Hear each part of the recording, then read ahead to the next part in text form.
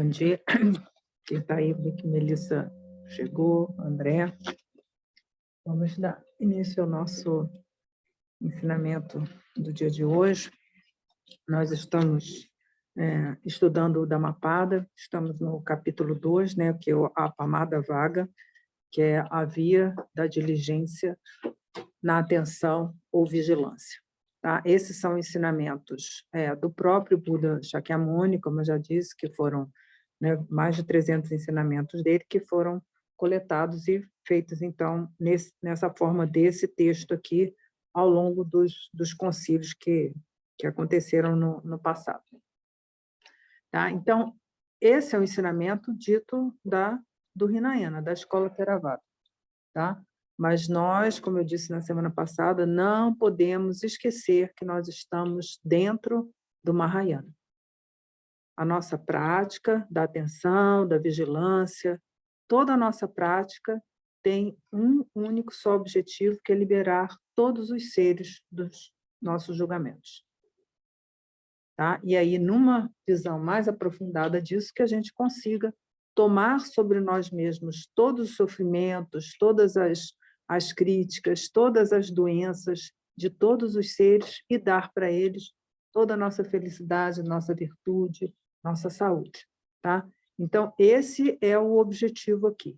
Tá? Porque, às vezes, a gente pensa que nós estamos aqui estudando os ensinamentos Theravada, mas isso é para consolidar uma base do que vem a ser o ensinamento do Senhor Buda, para que vocês não se percam quando a gente está fazendo uma prática Vajrayana, que tem por base esses ensinamentos aqui. Tá bom? Então, é por isso que a gente pratica para beneficiar todos os seres, que a gente nunca perca essa perspectiva. Então, como de hábito, nós estamos aqui seguindo essa edição aqui da Palas Athena, somente como guia, tá? Mas, como eu disse na semana passada, tem a versão do Acesso ao Insight que está disponível lá no nosso link lá do Dhammapada, tá bom? Então, quem quiser ter um texto, são esses, né, o que temos. Então, o Buda vai dizer, nós estamos, então, na estrofe 25. Ele vai dizer, pelo esforço sustentado, pela diligência, pelo autodomínio e disciplina, que o homem inteligente faça de si uma ilha que a maré enchente nenhuma submerja. E ele segue, né, no 26. As pessoas estultas, os apoucados em inteligência, entregam-se à negligência. O homem inteligente, porém, como a um supremo tesouro, guarda sua diligência. 27. Não vos abandoneis à negligência, nem tenhais com prazeres sensuais intimidade, porque a pessoa diligente e meditativa obtém abundante felicidade. 28. Quando o homem esclarecido descarta a negligência por meio da diligência, ele ascende às alturas eiradas da sabedoria, e livre da tristeza, o sábio contempla a multidão desolada e tola, como alguém aos da planície do alto de uma montanha. Então, essa tradução, né, que foi feita, ela é bem versificada e poética, né, guardando lá o ensinamento bem da forma como ele foi enunciado mesmo. Tá? Então, o que o Buda colocou aqui? Né?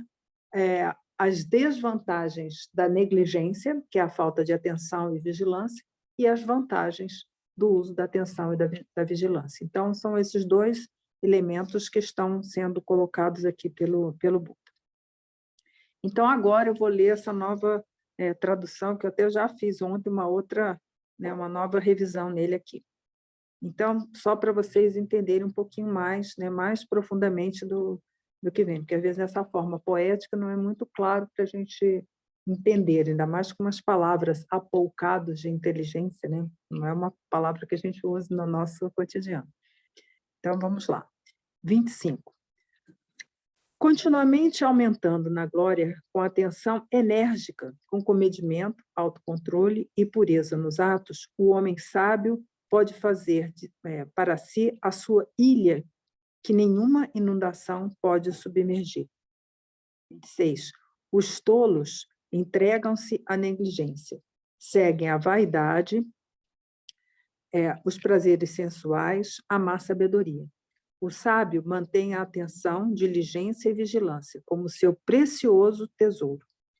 Não sigas com negligência, nem com familiaridade com os prazeres sensuais, em luxúria, tal como a intimidade. Aquele que é atento e meditativo obtém a abundância de bênçãos e felicidade. Quando o homem instruído afasta a negligência, com seriedade, diligência, por meio da vigilância, ele, o sábio, livre do sofrimento, subindo aos palácios da sabedoria e clareza, olha para os tolos de forma serena. Essa multidão que sofre desolada, aflita e tola, tal como alguém que está no pico de uma montanha e olha para os tolos que estão sobre o solo da planície. Então, deu para vocês verem aqui, que ele coloca bem, nós vamos ver as historinhas de hoje que vão ilustrar exatamente esses ensinamentos que o Buda tem aqui. É um ensinamento sobre diligência na atenção e na vigilância, que nós vamos treinar dentro do contexto da nossa meditação formal, porque aqui está fácil, porque nós não estamos com nenhum desafio na nossa frente, a não ser orientar nossa atenção sobre um suporte. Qual vai ser o suporte? Qualquer suporte físico, uma pedrinha, o som de um tic-tac do relógio, que são os mais comuns assim, e os suportes imaginários, que são as visualizações no Vajrayana. Então, essa vai ser a diligência que a gente vai treinar dentro do contexto formal. Mas nós não podemos esquecer que somos todos bodhisattvas. Então, isso vai ser para ser aplicado no nosso cotidiano, onde nós teremos muito mais desafios. Quando, por exemplo, uma pessoa nos ofende, como é que nós vamos nos comportar? Praticando a paciência. E nós, para praticarmos essa paciência, nós vamos precisar da nossa atenção, na nossa vigilância, para saber o que está passando na nossa mente. E se for alguma coisa negativa, como, por exemplo, a raiva, quando alguém nos ofende, nós vamos saber deixar essa raiva partir, ou cortá-la imediatamente. Então, esse aqui é o que o Buda está colocando aqui, E aí ele traz algumas imagens, que são muito fortes, Aquele, que pratica, a atenção enérgica, com comedimento, autocontrole e pureza nos atos, que é essa colocação do cotidiano, que é o versinho lá que a gente vai ver lá na frente, do Dhammapada, qual é o ensinamento do Buda? Pratique excelente virtude, não cometa nenhum mal que seja, discipline completamente a sua mente.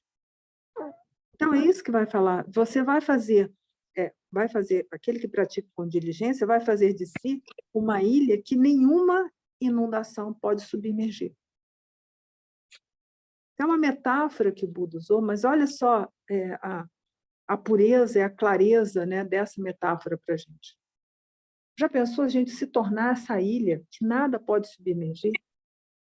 Não tem mais problema. Por isso que nossos problemas terminam, Porque as pessoas acham que os problemas vão ficar livres dos problemas, Não, vai ser só a relação com os problemas que vai mudar. Então, a gente vai se tornar, pelo uso da nossa prática, da atenção, da vigilância, enfim, as 4 incomensuráveis, nós vamos nos tornar essa ilha. E aí, qualquer coisa que seja, qualquer dificuldade que seja, qualquer desafio que a gente tenha na nossa vida, na nossa experiência cotidiana, nós seremos essa ilha. Olha que maravilha isso! E não é que a gente vai estar lá, protegido, não, eu estou protegido, Assim, não é isso, é a sua mente que se tornou tão forte que ela é capaz de agir adequadamente em relação a tudo o que acontece.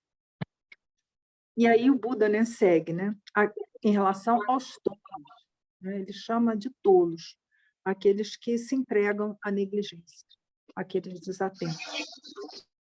Olha só, uma imagem forte, A gente acha que os desatentos, que é o que a maioria das pessoas o Buda chama de tolos. Então, o que eles seguem? A vaidade, Os prazeres sensuais sempre deixar claro que são os prazeres pelos 5 órgãos do sentido, né? E a consciência mental, que são as ideias, pensamentos e emoções. Os homens de má sabedoria, né? O sábio mantém a atenção, diligência e vigilância como seu precioso tesouro. Olha, outra imagem muito forte que o Buda nos dá. Então, ele primeiro dá a imagem da ilha, que jamais submerge, e aqui o seu precioso tesouro. E aqui a gente pode ver a nossa mente Vajra, que era a arma lá de Indra, né? Que ela corta tudo, é ela que corta. Né? Ela é tão forte, né, que ela corta tudo. Então, se vem a raiva, ela corta, se vem a vaidade, ela corta, se vem a ignorância, ela corta. Olha só o precioso tesouro. Nosso precioso tesouro é a nossa mente. E nós aqui, dentro da perspectiva vajrayana, vamos respeitar qual é o maior tesouro que a gente tem nas mãos, a nossa mente e a mente do outro. Então, muito cuidado com os seus atos, com, né, pensamentos, com as palavras, com os seus atos físicos. Porque qualquer perturbação que você cause na mente do outro, isso é extremamente danoso para ele, e, em termos kármicos, é muito ruim para você, porque você causou um dano a um ser. Então, essa é a nossa perspectiva, de ter a nossa mente como nosso precioso tesouro. E aí, o que a gente faz para cuidar dela? A gente medita, para poder cuidar dos outros. Né? E o Buda segue, então, né? Não sigas com negligência, nem a familiaridade com os prazeres sensuais. Ele volta aqui a falar dos prazeres sensuais. Porque a gente tem, né, prazer, né, com o que a gente vê, com o que a gente ouve, né? É uma música, e fica lá fascinado por uma música, né? Por um prazer, né? Num alimento, isso é muito gostoso e tal. Isso aí são os prazeres sensuais, a gente se deixa levar pela distração, né? Fica fascinado com isso. E aí ele segue nem em luxúria, nem com a intimidade. Nós vamos ter uma historinha aqui, o Kalung Rinpoche fala a respeito disso, né? Aquele que é atento, meditativo, obtém a abundância de bênçãos e felicidade. Olha só que maravilha isso. A gente é a ilha que não submerge, né? É o precioso, né? Tem esse precioso tesouro, né? E tem a abundância de bênçãos e felicidade. Por quê? Porque as coisas bonitinhas vão chegar para a gente? Não, porque a nossa mente é sagrada. E, através da nossa prática, nós vamos ter a realização disso. E aí, se é uma doença, se é a morte, se é uma perda, se é uma crítica, tudo é perfeito. Mas precisa praticar para chegar até lá. É assim que a nossa vida será uma abundância de bênçãos e felicidade. Né? Ninguém aqui está querendo ir para o mundo dos deuses, lá onde tudo fica bonitinho, porque uma hora, né, a história deles vai acabar. Né? E o Buda segue, então. Quando o homem instruído afasta a negligência, né, com seriedade, diligência, por meio da vigilância, ele, o sábio, livre do sofrimento, subindo aos palácios de sabedoria. E sabedoria e clareza, olha para os tolos de forma serena. Essa multidão que sofre desolada, aflita e tola, tal como alguém que está no pico da montanha e olha para os tolos que estão sobre o solo da planície. Outra imagem fortíssima, né, que a gente pode trazer para nós, né? E tem que ter muito cuidado com isso, porque as pessoas interpretam de forma equivocada alguns ensinamentos do Buda, porque tomam eles de forma isolada, né? Então, essa semana, uma pessoa estava lendo lá o Gampopa e leu que a preciosa existência humana tem as liberdades e aquisições, né? Aí ela falou, Lama, que bom, né? Eu vou ter muitas liberdades e muitas aquisições. Eu falei, não, pera lá, você tem que ler o que são essas liberdades e essas aquisições, né? A liberdade não é fazer o que a gente quer, né? É fazer o que tem que ser feito para o benefício do outro, né? E aí, dentro do contexto lá, né, está liberado do mundo dos infernos, né, dos espíritos hábeis, deuses de longa vida, enfim, a gente tem que saber o que está sendo dito, colocar realmente dentro do contexto, não é pegar as palavrinhas e usar em proveito próprio, porque isso é apreensão egocêntrica, né? A gente sempre faz isso no nosso cotidiano. Então, atenção aqui com essa palavrinha que foi colocada nessa nova tradução, aquele que olha para os outros de forma serena. Então, é assim, né, que o praticante, né, que fez todas as práticas, né, e tem a realização, vai olhar para a multidão desolada, aflita e tudo. E aí o Buda coloca como quem está no pico de uma montanha, olhando, né, lá para, né, a planície, né? Que é uma imagem que, né, você pode ver na Índia, quando você está num lugar mais alto e você vê a planície indiana lá, muito distante e tal, que essa é uma imagem, né, bem clássica, né, da nossa tradição. Mas com o olhar sereno. Porque subir lá no alto da montanha, né, a pessoa vai até gostar, né? Vou olhar lá, olhar os tolos, né, como é que chama? Desorientada, desolada, aflita. Não é isso. Entendeu? De uma forma serena, você, pela sua própria prática, o que você conquistou através da sua prática da atenção, vigilância, né, concentração, você atingiu essa mente serena, pacificada, equânime. Aí a gente pode colocar aqui os Mahayana, né? Amorosa, compassiva, completamente estável, aí você olha para os todos. E é isso mesmo que acontece. Porque você vê, né, quando você consegue um mínimo grau assim, de estabilidade da mente, você consegue ver o quanto que as pessoas, né, que não praticam, né, nenhum tipo de prática, né? Não estou falando aqui que é melhor, mas tem outras tradições religiosas que também as pessoas se tornam pacificadas. Você olha para aqueles que não são pacificados e vê como são todos, como fazem besteira.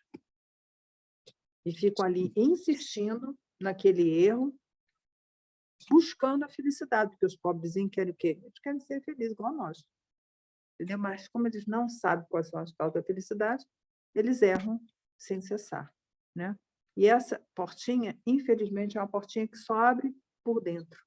Não adianta a gente ir lá e falar, acorda, né? Não é assim que a coisa acontece. A pessoa que tem que estar numa atitude de abertura, ela falou assim, o que esse Dharma diz? O que eu posso realmente fazer para transformar a minha mente, né, para que eu possa ter uma mudança na minha visão de mundo e que eu possa realmente beneficiar os outros, né? Não adianta a gente bater, né? Então, quando a gente vê os outros fazendo tolice, pouco adianta a gente ir lá e falar alguma coisa, mesmo porque a gente não é dotado de sabedoria plena, né? Só os Budas têm. Então, mas a gente vai lá e pergunta o que eu posso fazer para ajudar. É isso que a gente faz, né? Às vezes não é o que a gente quer, às vezes não é o que a pessoa está querendo, mas a gente tem que desenvolver a sabedoria para saber o que realmente a gente pode fazer para ajudar, né? Aqui de alguns comentários, né? Então, o que eu trouxe hoje para vocês? Vamos contar a historinha lá, que aqui a gente depois volta aqui para voltar. Então, a historinha de hoje é para ilustrar bem essa historinha dos todos, né? Então, havia um festival lá em Savatthi chamado Balana Nakata, que era a festa dos tolos. Olha, gente, essa história é muito profunda. Parece bobinha, mas não tem nada de bobinha. Então, Buda está lá em Jetavana e ele vai contar para os monges, né, que estavam lá reunidos, essa historinha. Então, havia esse festival, né, que era o festival dos tolos, né, dos desatentos, que acontecia, né, lá em Savatthi, e durante 7 dias as pessoas, né, passavam cinzas nos corpos e bosta dos animais sobre o corpo, né? uma referência aos iogues, né, que usavam, né, as cinzas como sinal da impermanência, a bosta da impureza e tal. Enfim, como tem, né, até hoje na Índia, aqueles iogues que vão lá para as cidades e tal, sem comentários a respeito disso. Mas, enfim, as pessoas lá na cidade se colocavam dessa maneira, né, se colocavam esses suportes sobre o corpo e iam para as portas das casas das pessoas falar todos os atos, né, fazer todos os atos negativos da palavra. Então, iam lá criar discórdia, falavam palavras ofensivas, contavam mentira, né, tagarelavam, tipo, perturbavam no máximo. E eles só saíam da porta da pessoa quando a pessoa dava lá uma moedinha. E aí eles iam de casa em casa durante 7 dias, esse tormento, né? E aí ele ficava lá perturbando a pessoa, até que a pessoa, desesperada, pegava e dava uma moedinha para eles. E eles seguiam assim. E aí as pessoas que viviam lá na cidade, algumas pessoas, eram discípulas do Buda. E aí mandaram uma mensagem lá para o Buda e falou: Buda, é o seguinte, começou aqui o festival, vocês, por favor, fiquem aí, né? Toda a comunidade, nós vamos enviar alimentos, aí mandaram papa de arroz e gergelim, e manteiga clarificada, mandaram, né, os alimentos para lá, e falou: olha, vocês fiquem aí, não saiam daqui porque está tendo esse festival aqui. Nem nós mesmos vamos sair das nossas casas. E aí passaram-se, então, esses 10 dias. Aí, no 8º dia, quando o festival terminou, eles convidaram, então, o Buda, né, e a Sangha para vir na cidade e fizeram, então, uma grande oferenda, né, de alimentos e disseram ao Buda: Senhor, passamos esses 7 dias com muito sofrimento. Nós não gostamos de ouvir o que dizem os tolos. Eles não respeitam ninguém, não respeitam. Por isso, pedimos para que vocês não entrassem na cidade e nem nós mesmos deixamos nossas casas. Aí o Buda disse, né? Os atos dos tolos, aqueles que carecem de sabedoria, são assim. Mas os que preservam a vigilância, tal como um tesouro precioso, realizam o nirvana. Aí, no final, muitos alcançaram o nível de Sotapanna e os demais níveis, e a exposição do Dharma foi benéfica para uma grande multidão. Então, gente, olha que profundidade a sabedoria do Senhor Buda, né? A riqueza, né, da metáfora. Primeiro, os tolos, né? Que são aqueles que se vestem de praticantes, mas se comportam de uma forma contrária ao Dharma. Isso é raro, mas acontece. Bastante. É só, né, muitos praticantes, é só uma casquinha. Né? Eles estão vestidos de praticantes, mas na hora, né, em que há uma solicitação, às vezes na própria prática formal, onde é solicitado, né, que ele oriente a atenção dele com vigilância e a vigilância com diligência, ele não tem esse treino, então ele fica fingindo que está meditando, bem comum isso. Parece um bichinho, só imitando, né? E aqueles que nem na vida cotidiana se comportam como um discípulo do Senhor Buda. Então, olha só que imagem forte. E o Buda chama de tolos. São os tolos, tolos. E aí, assim, né? Eles tiveram lá a inteligência, né, de pedir lá para a Sangha não vir, porque, enfim, se fossem lá para a cidade, seria um desafio ainda maior, né? Porque o Buda poderia vir, né? Mas, como a gente já viu em outras histórias, né, teve ocasiões do Buda falar 3 vezes para a pessoa e a pessoa não ouvir e não praticar. A gente já contou historinha sobre isso. Então, às vezes, nem adianta o Buda vir, porque as pessoas estão lá tão na tolice delas, na distração delas, que nem vai adiantar grandes coisas, né? E aí o Buda conclui, então, né? Os atos dos tolos, aqueles que carecem de sabedoria, são assim. Aquilo que eu falei, gente, não adianta, essa portinha abre de dentro. Não adianta a gente bater. Os atos dos tolos são assim.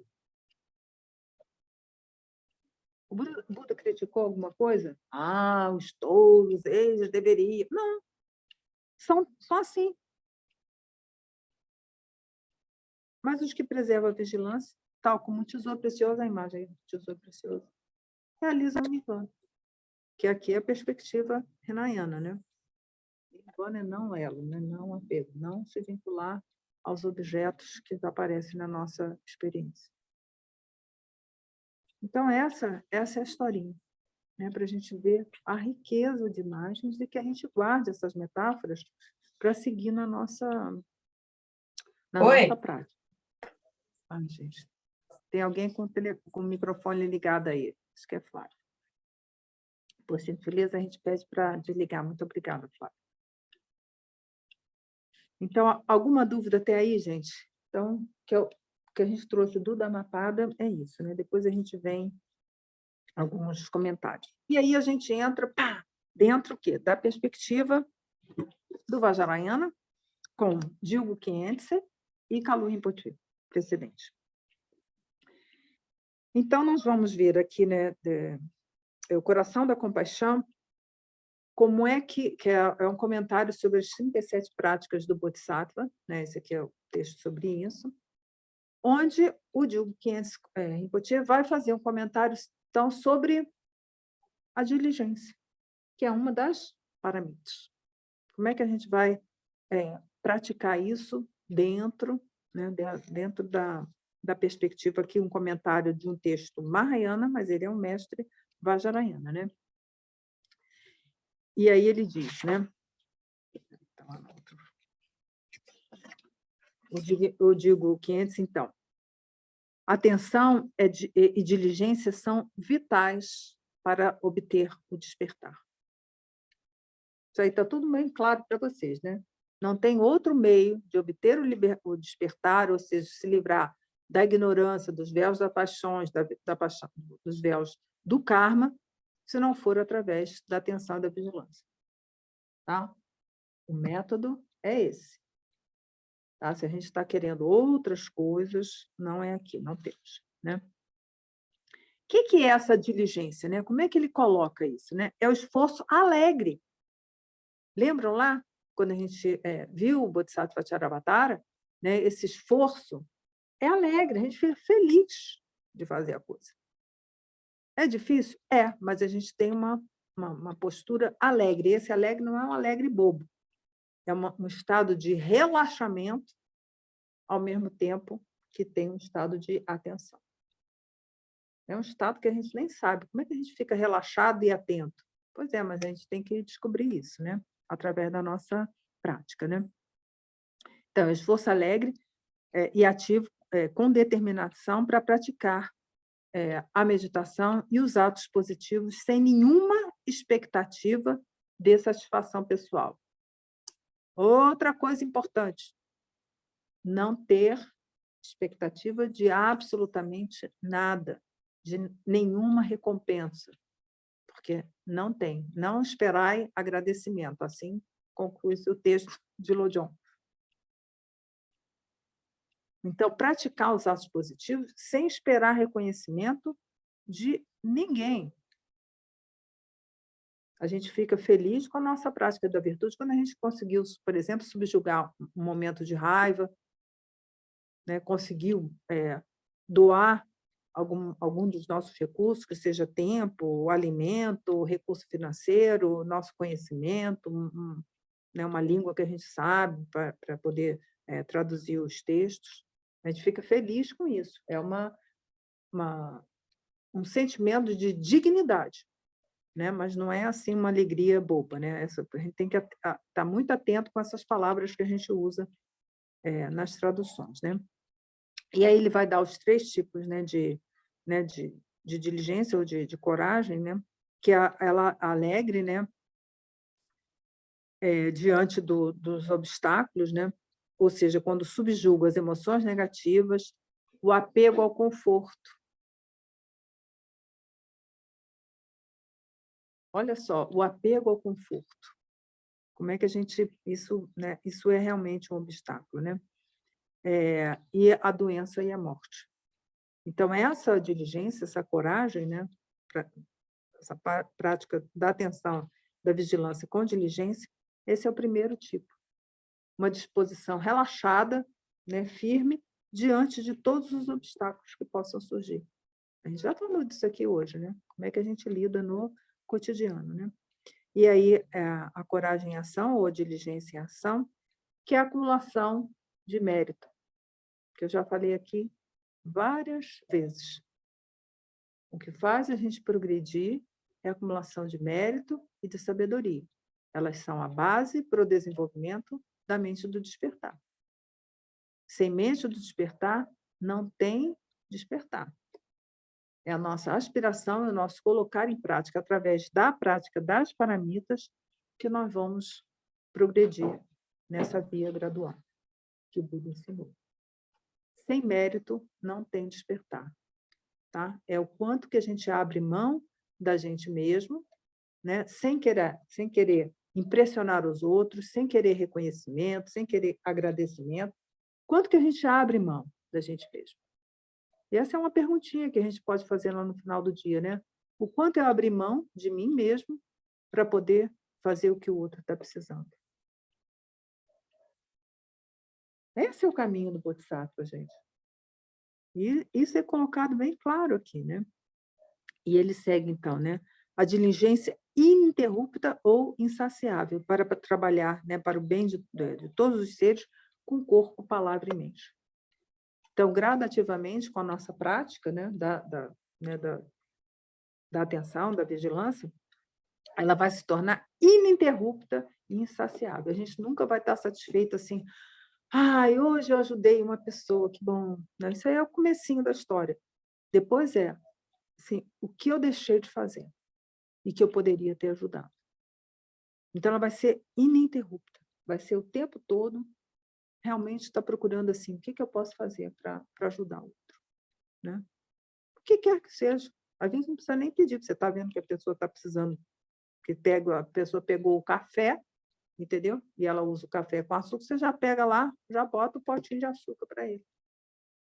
Você não vai ficar pensando, açúcar é mal, açúcar é isso. Não, não pensa nada, a pessoa respeita o outro. É o que ele está precisando. Então, vai ser o tempo todo a nossa mente atenta, né?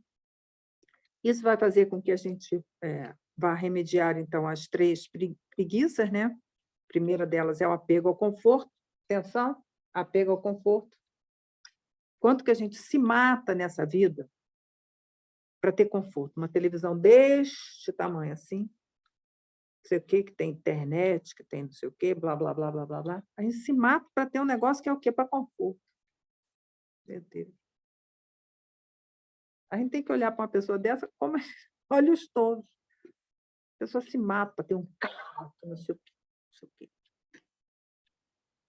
Gente, quais são as reais necessidades, né? Então, esse aqui é a primeira, né, preguiça, né? Apego ao conforto, né? As satisfações imediatas. Aliás, muito em voga hoje em dia com essa coisa do imediatismo, né? Vindo com as redes sociais, né, com a inteligência artificial e tudo mais, esse prazer imediato. Né? Teve um jovem que eu conversei com ele recentemente, o menino tem 15 anos, e ele falou assim, mas em 2030 não vai ter nada. Imagina estar pensando em 2050, não vai ter nem vida no planeta. Mas eu espero ainda estar, pelo menos até 2030, ainda está por aqui ainda. Mas é uma desesperança tão grande, porque o prazer é imediato ali. Né? Dopamina no último, né? Porque tem aquela recompensa ali imediata, né? Vindo da inteligência artificial, que é um negócio assim rápido, né? Eu vi até essa semana, pediu lá para o negócio, não vou fazer propaganda aqui do troço, para criar uma história infantil. A gente só deu 3 elementos e criou uma história maravilhosa. Eu falei, poxa, esse negócio aí sabe fazer historinha. Mas foi assim, muito rápido, né? O bichinho só pensa lá, assim, nem contei quanto tempo ele pensa. Aí a pessoa que estava fazendo a demonstração para mim está pensando, quem dera que estivesse pensando. E aí apareceu uma história, gente, um negócio maravilhoso, assim, bem, uma história infantil. Mas é essa coisa do imediatismo. Mas só que a gente humaninho, as coisas não são assim imediatas, né? Se a gente tem sei lá, uma cenoura na nossa frente, aquela cenoura não partiu lá da inteligência artificial, né? Teve todo um processo, e nós também passamos por esse processo todo. Nós somos um processo, né? Mas essa coisa do imediatismo, a gente tem que estar bem atenta com isso, né? Aí a outra, que é a minusvalia, né? Da gente não confiar na nossa própria capacidade. Então, nós somos capazes, sim, a gente tem inteligência, sim, a gente tem todos os meios para progredir e realmente poder beneficiar todos os seres, né? E aí a preguiça de ter os hábitos negativos. Volta lá para os tolos, né? Na porta lá das pessoas, né? E eu digo que são hábitos negativos e improdutivos, que estão gerando o quê? Mais karma. Negativo, né? Não é karma bom, é karma ruim. As pessoas se entregam aos atos negativos, né? Por conta de ter, sei lá, uma televisão desse tamanho assim, né? Não dá nem na tela aí, negócio gigante. Eu vi outro dia uma televisão dessa, mas nem cabe na parede, né? Tem que botar um negócio. E a pessoa, não, mas eu não sei o quê, tem não sei o quê, bababá. Mas o que vai aparecer aí? Alguma coisa que não dá para ver no celular que você já tem? Ah, não, mas é ver na tela maior. Quer dizer, mais prazer, né? Mais, a pessoa fica encharcada, né? de neurotransmissor, dando aquela sensação de bem-estar, mas é fake aquilo, não é de verdade. E aí eu digo que antes se coloca, né? As pessoas trabalham noite e dia para ter conforto, fama e poder. Então, anota. Fama e poder.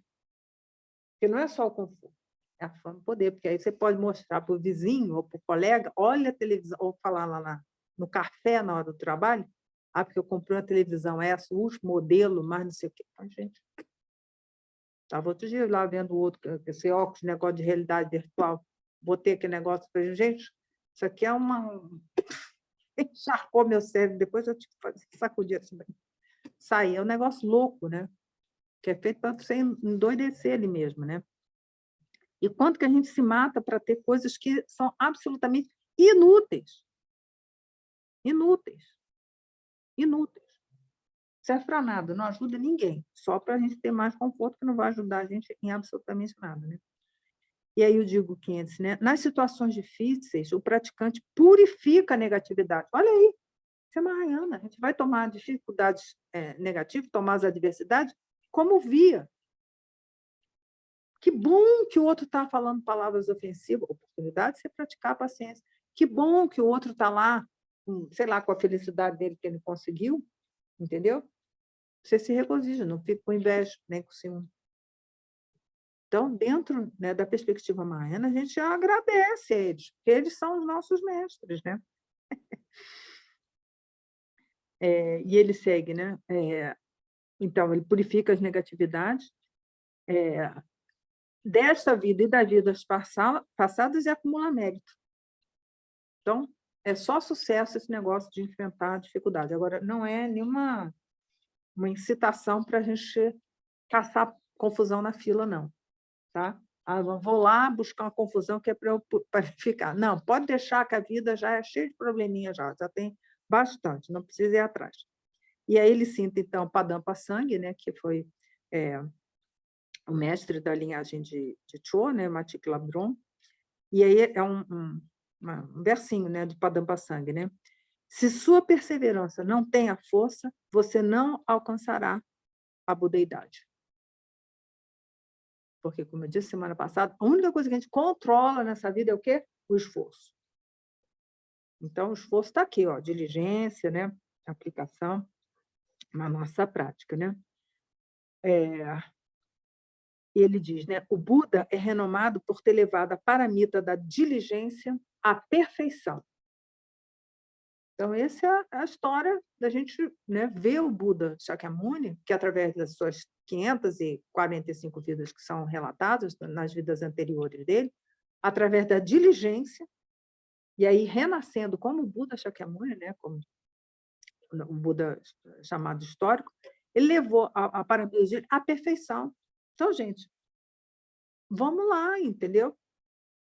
E aqui é Vajrayana, é nessa vida, né? Não é para ficar na outra. vamos embora, né? Mas cada um faz na medida da sua possibilidade, né? O poder e o mérito gerado por muitas vidas conduziram o Buda ao despertar. E aí ele vai citar os exemplos, né, de Milarepa, de Vairocana, todos esses grandes praticantes, né, que atingiram a budeidade através da diligência na sua prática dos atos positivos, né, da sua acumulação de mérito, na prática da atenção, da vigilância. E aí, a frasezinha do Mahayana, gente, pode ser tão facilzinho da gente falar, mas a gente tem que entender a profundidade, né? Todos os seus esforços são para o bem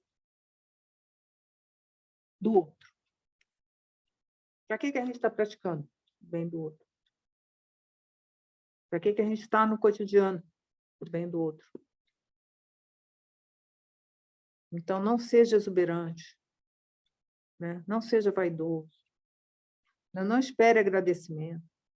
É assim, discretamente, ajude.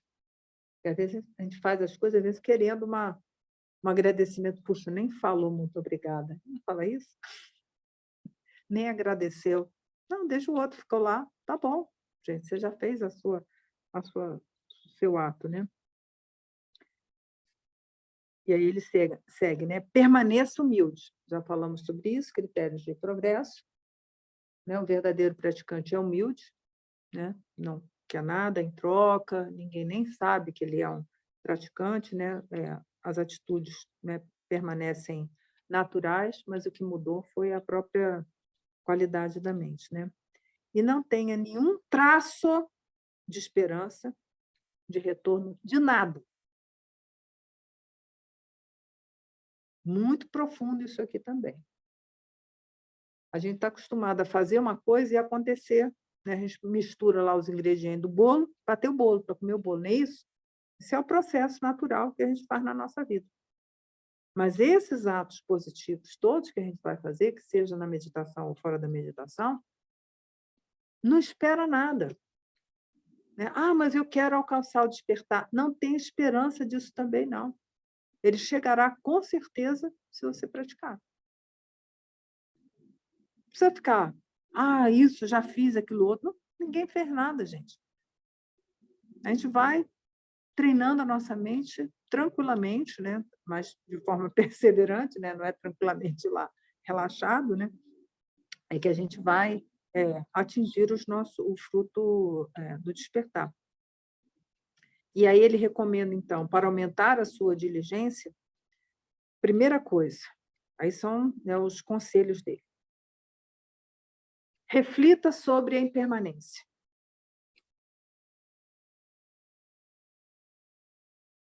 Quem sabe o que virá primeiro? Se é o próximo mundo ou o dia de amanhã? Clássico isso no ensinamento. Não deixe para amanhã o que pode fazer hoje, né? Porque a gente pode não estar aqui mesmo. Algum de vocês aí já tem escrito em algum lugar que vai estar vivo amanhã de manhã para poder fazer a prática? Não. A morte é certa, né? O momento é incerto e a gente não leva nada, nem o nosso corpo. Né? Nosso corpo, nossa família, nossos amigos vão tratar de dar cabo nele rapidinho. E, na hora que for, já foi. Entendeu? Nem seu corpinho vai junto com você. Você vai estar só com o seu karmazinho na sua mente, viajando pelo bardo. Sabe-se lá em que condições. Vai depender de quanto a gente tiver estabilizado a nossa mente. Isso é que vai determinar a nossa qualidade no bardo. Então, essa reflexão da impermanência, né, é um grande antídoto para a gente tratar a nossa preguiça, né, e fortalecer a nossa diligência. Né? E ele diz, né, a morte é inevitável, vem de repente, né, rápido. Né? Reflita como a vida ordinária é fútil e superficial. Ai, meu Deus do céu. Então, cada um de nós, né, reflita o quanto que a nossa vida é fútil. né? Hoje, né, ontem, né, quando eu fui deitar, não sei se teve um jogo de futebol, não tive nem tempo para apurar isso. Mas ficaram, enfim, as pessoas lá saudando, eram vozes assim, de pessoas adultas, ficaram lá gritando. Eu falei assim, mas, gente, podiam estar o tempo com outra coisa. Mas era um estado de exaltação, né? Porque tem bares lá perto onde eu moro. Eu falei, mas, gente, olha só, adultos, né? Desperdiçando um tempo numa vida fútil. Por quê? Porque agora de manhã, de certo, estão todos dormindo, porque beberam, sei lá, as tantas. Aí que vai passar o domingo como? Aí você olha, feitos todos, pobrezinhos. Você tem só compaixão dessa turma, né? E a pessoa fica lá se achando, né? Na vida dela, cheia de besteira, né? Lama Trilhão ainda acrescentaria aqui a vida medíocre das pessoas, né? Elas ficam felizes com a vidinha. É medíocre, mas elas ficam alegres. E aí eu digo que antes dá outra metáfora, né? Como é que você se comportaria, né, se percebesse uma serpente venenosa dentro das suas roupas? Como que a gente se comportaria? O que é essa serpente venenosa? A nossa preguiça, nossa desatenção, nossa tolice, nosso gosto pelos prazeres sensuais. Como é que você comporta? Tira esse negócio logo daí. Corta logo. Então, esse é o conselho, né, que eu digo que esse nos dá, né? Lidar com as emoções perturbadoras, né? Porque essa turminha toda aqui, né? As, os prazeres sensuais, a preguiça, tudo isso que tem de ruim que leva, né, aos atos negativos, em acumulação extremamente negativa, em vez de ficar assim acolhendo essa serpente venenosa, entendeu? Deixa ela embora, né? Aí ele diz: você esperaria esperaria um tempo para tomar alguma providência para se livrar dessa serpente venenosa?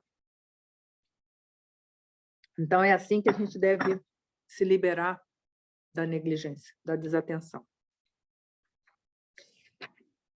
Alguma dúvida sobre isso aqui? Quem quiser mais detalhes, tem aqui. Isso aqui é um tesouro.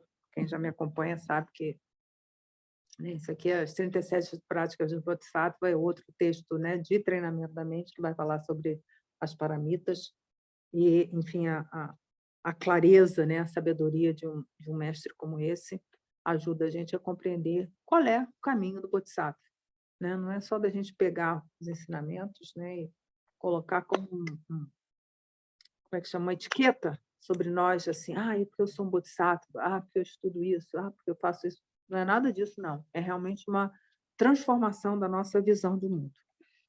E aí, para concluir, temos outro tesouro maravilhoso, que são esses ensinamentos do Kalu Rinpoche precedente, onde ele vai colocar, né, a via da disciplina, o Hinayana como a via da disciplina. E aí ele vai citar um versinho do Dhammapada que a gente já viu aqui nessas semanas que passaram, né?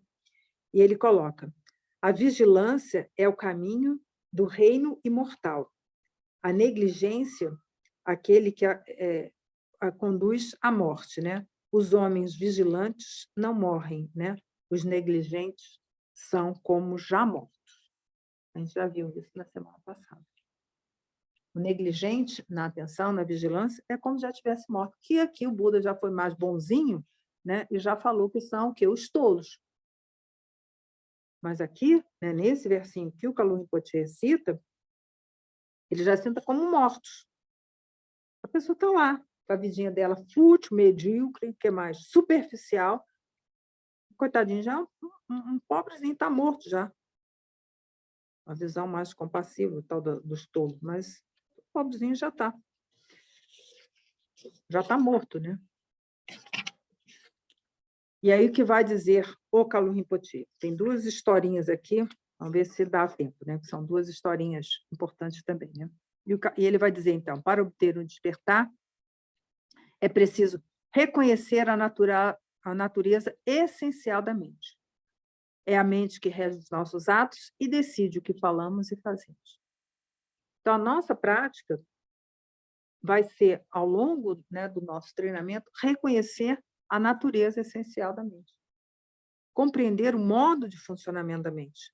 Porque nós estamos tão acostumados e identificados com essa mente que a gente acha que a mente, do jeito que ela é, fútil, medíocre e tal, somos nós. Não é. Não é isso. Então, a gente vai precisar reconhecer essa natureza. E entender que tudo começa onde? Na mente. Então, se a gente fala alguma coisa, se a gente conduz-se, né, com os nossos atos físicos, com o corpo, tudo começou lá na mente. Não é aquela coisa, o que eu estava fazendo, o que eu estava falando? Por que isso aconteceu? Porque a mente estava desatenta. Foi fazendo lá, sei lá o quê, se envolveu numa ação lá qualquer, o que eu estava falando, o que eu estava fazendo, né? Para seguir a via, é essencial ter disciplina com corpo, palavra e mente. Jamais dissocie os três. Como eu já falei, normalmente, o que é que acontece? A pessoa tem o corpo para um lado, para lá, para o outro, e a mente destrambelhada para o outro lado. O que eu estava falando, hein? O que eu estava fazendo, o quê? Nem sabe. Então, a gente precisa unir os três, corpo, palavra e mente. Regidos do quê? Pela mente. A mente coordena as ações da palavra e do corpo. Mas a gente precisa tomar conta da mente também, né? Porque se não tomar conta dessa mente, os atos com a palavra e com o corpo serão inadequados, né? E o Kalu Rinpoche, então, diz, né? No Hinayana, é enfatizada a necessidade de eliminar de si todas as tendências negativas e desenvolver o que é positivo, que é a lei do karma, né? O encadeamento das causas e condições. Então, por isso que a gente está aqui trazendo esses ensinamentos Hinayana, né? Não é ideia minha, isso aqui é Kalu Rinpoche que está trazendo para a gente, né? Então, liberar essa tendência negativa e desenvolver o que é positivo. Né? A acumulação de mérito, a acumulação de sabedoria, é a gente criar uma tendência para o positivo de preferência, né? Porque para o negativo a gente já vem desde os tempos sem princípio fazendo, né? Aí o que vai acontecer isso, né? Vão diminuir as perturbações, vai aumentar então a confiança, a força e a sabedoria. Olha só que maravilha. Só sucesso esse negócio de atenção e vigilância. E aí ele vai dizer, né, que, enfim, só para vocês saberem, né, tem os 5 votos, né, do fiel laico, que é aqueles que a gente pode tomar quando faz a tomada de refúgio, né? Não matar, não roubar, não mentir, não usar substâncias que perturbem o modo de funcionamento da mente e ter uma boa conduta sexual, né? E aí precisa entender direito o que é isso, tá? Que eu só estou falando. E aí tem os votos, né? Olha só. Não cantar, não dançar, não tocar músicas, não usar ornamentos nem perfumes, não usar assentos nem cama elevada, não comer depois do meio-dia e não aceitar ouro ou prata. Isso aí num nível mais, né, dos monges, né? Mas isso para quê? É uma proibição, gente? Sim, dentro, né, do Vinaya, né, que é o código de comportamento dos monges, é isso sim. Para que são os votos? Né? Que a pessoa, o voto protege. Aí eu tenho um voto de não sei o quê. Não, o voto é uma lembrancinha para a gente. Entendeu? Se você se envolver no cantar, no dançar de forma desatenta, você vai acumular atos negativos. Mas se você tiver, né, numa dança atenta, né, que seja de benefício, tudo bem. O importante é o uso da atenção e da vigilância. O que você está fazendo com o seu corpo? Eu me lembro, lá no Rio, quando estava o Khenpo Karthar Rinpoche, eles convidaram lá, o pessoal convidou um grupo de indígenas, né? E eles fizeram lá aquela dança ritual deles e tal. E aí todo mundo entrou na dança junto, né? A gente participou lá, mas imagina, todo mundo lá participamos de uma forma atenta, junto que eles, né, fizeram a apresentação deles lá, e aí depois convidaram a gente que estava ali para participar também. A gente sem saber o que estava acontecendo direito, mas a gente foi lá e fez, mas de uma forma respeitosa, né, e amorosa com eles, né, e, sobretudo, atenta. Né? Então, atenção a essa lembrança que ele traz aqui da gente tomar alguns votos. Por exemplo, não mentir. Né? Não vou mentir por 1 hora. não vou mentir por uma semana, né? Que aí ele diz, né, é para a gente ajudar a fechar a porta para as tendências negativas. E aí ele conta, então, duas historinhas que também são bem simbólicas, né? Que tem a ver com aqueles versinhos, com aquele dito do Bokar Rinpoche que eu já falei aqui, da gente não ficar fascinado pelas belas palavras. Né? Porque tem gente que fala assim, que bom, né? Eu vou nas palavras de compaixão, e tal, a pessoa fica ali naquele estado meio de um transe, entendeu? E não vai caminhar nada. Né? Qual é a importância, né, da gente realmente praticar o que tem que ser feito? E aí o Kalu Rinpoche conta essa historinha que é o arrate que varria. Né? Como é que começou essa história? O arrate que varria. Ele não começou como arrate, ele era um monge. E ele era uma pessoa muito devota, mas ele carecia de qualidades intelectuais. Ele nem conseguia aprender a ler. Né? Mas ele era uma pessoa muito devota, muito entregue, e ele fazia o quê? Ele varria o monastério onde vivia o Buda e a Sangha. Só varria. Aí os monges, né, que viviam lá no monastério junto com o Buda, foram lá e falaram assim, Senhor, o que nós podemos fazer para ajudar esse monge? Porque ele é uma pessoa muito devota, mas ele não consegue, né, entender as escrituras, ele carece de inteligência. Né? Aí o Buda simplesmente falou, né? Ele pode obter o despertar se ele, dois pontos, praticar as ações positivas, né? Abandonar as ações negativas, né? E que esteja atento enquanto ele varre. Né? O Buda deu essa instrução para ele. Só isso. Então, o ato, qual é o suporte que nós vamos usar? A gente faz aqui com a pedrinha, com o tic-tac do relógio. Ele usou, né? Ele deu a instrução para o tal monge para ele usar o ato de varrer como suporte.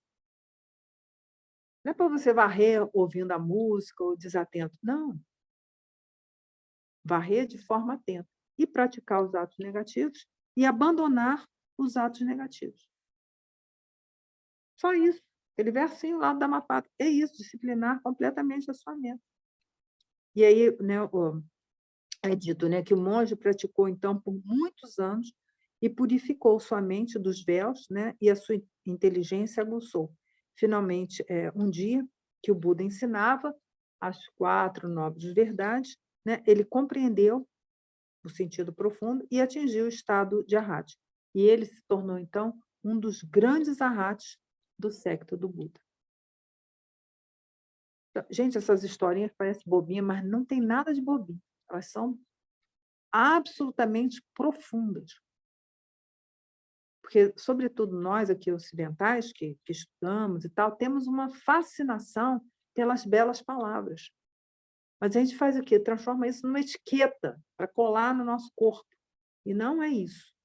O que a gente tem que fazer é isso aqui. Ó. Olha só que simplicidade, mas que igualmente uma profundidade. Né? Para ele obter o despertar, isso. Praticar as ações negativas, evitar as negativas e estar atento enquanto ele vai. Então, não é pela riqueza das coisas, dos enfeites, as coisas, não. Enquanto varre, ele atingiu o estado de arraja. Ele era só um mongezinho devoto, né? Ele tinha confiança no Dharma, então ele já tinha a mente propícia a praticar. E ele se tornou um arhat, um dos, né? Como diz o Kalu Rinpoche, um dos grandes arhats do século do Buda. Poxa, fez o que ele? Algumas coisas mirabolantes? Não. Ele varreu, praticou os atos negativos, evitou os negativos. E aí tem uma outra historinha que o Kalu Rinpoche não entendi por que ele deixou depois, que é a historinha dos negligentes. Né? É porque eu queria terminar assim uma história, o ensinamento de hoje assim, de uma forma mais fofinha, mas ele conta a história que é o monge bêbado e a viúva. Que aqui é a história da negligência. Né? Eu não sei se algum de vocês já ouviu essa história. Aí ele diz, né? Havia, então, um monge mendicante que ele chegou numa casa onde vivia uma viúva. né? Como vocês sabem, né? Era lá da tradição, os monges iam de casa em casa para se alimentar, né? Igual na nossa história lá do Buda Gosa, que os monges, né? Quer dizer, os praticantes lá iam pedir alguma coisa, por conta disso que as pessoas recebiam, né? Mas aí foi outra história. Aí o monge chegou lá na casa da viúva, né? E aí ela foi e o convidou para entrar e disse, né? A viúva disse: se você quer sair, ou bebe esse álcool, ou faça amor comigo, ou mate a minha cabra. Aí ele falou: bom, eu tenho que sair aqui dessa casa, né? Não tem como eu sair daqui, né? Eu tenho que ter. Ela está dando essas 3 coisas aí. Aí ela pensou, ele pensou, né? Não tem escapatória. E disse: ai, dos 3 males, o menor é o melhor, né? E pensou em praticar o mínimo mal, né? Aí ele pensou, qual é o mínimo mal? Eu vou beber o álcool, né? Matar cabra, né? E ele era um monge, né? Tinha um voto de castidade, né? Então, como diz o Kalu Rinpoche, fazer amor comigo não ia rolar também. Mas aí o que aconteceu? Ele tomou o álcool, se embriagou, ou seja, a atenção, a vigilância dele foi-se embora, ele foi tomado pela negligência, e aí o que ele fez? Sucumbiu à sedução da mulher e depois matou a cabra. Gente, Kalu Rinpoche. Então, se a gente quer uma vida praticando os atos negativos, é simplesmente perder a atenção. Porque aí ele cometeu quer dizer, atos. Imagina, isso aqui é um contexto sério, isso aqui. Então, basta a gente praticar a desatenção, entendeu? Para a gente ter uma sequência de atos negativos e acumular muito karma negativo. Então, isso que eu não entendi, por que o Kalu Rinpoche traz a negligência para o final, que eu acho que é tipo assim, humanos, atenção ao que vocês estão fazendo, a gente não ficar lá no fofinho das vantagens da prática da atenção e da vigilância. Então, é isso. Qualquer instante de desatenção, lembre-se que vocês podem igualmente cair, né, numa situação de praticar atos negativos. Então, não sejam, né, com esse monge, coitadinho, ele queria, né, viu que não tinha escapatória. Então, a gente tem que saber né, usar a sabedoria para a gente saber em que situações que a gente se mete também, porque às vezes a gente está numa situação sem escapatória e aí basta um instante de desatenção para a gente acumular muito karma negativo. Então, o que eu preparei para vocês foi isso, né? Infelizmente, assim, não deu tempo de eu traduzir, né, esse ensinamento do Kalu Rinpoche sobre, né, essa estrofe do Dhammapada, mas eu passei aqui todos os dados, né, para que vocês guardem em seu coração, em sua mente, para que possam praticar da forma correta, né? Então, alguma dúvida, gente, alguma pergunta, algum comentário sobre isso? 3 historinhas hoje, né? Muitas imagens fortes, né? A ilha que não submerge, o tesouro precioso, né? Os tolos, né? Então, muitas imagens para vocês refletirem. Alguma coisa, alguma pergunta, algum comentário?